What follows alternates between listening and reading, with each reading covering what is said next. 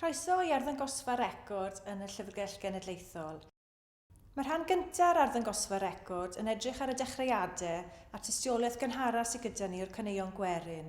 Mae gyda ni crwth, mae gyda ni rhai alawon cynnar fel Per Seiniau a Per Geinciau i Forceri a copïau cynnar John Parry Ddall y Telynor.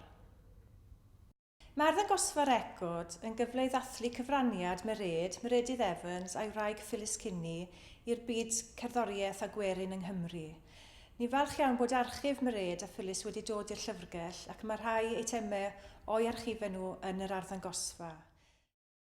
Mae'r rhan yma o'r arddangosfa record yn edrych ar y 60au, cyfnod o chwyldro, cyfnod y blew 1967 am archif y blew yn y Llyfrgell Genedlaethol, cyfnod Dafydd Iwan a sefydlu label recordio Sain sy'n dathlu hanner canmlwyddiant eleni.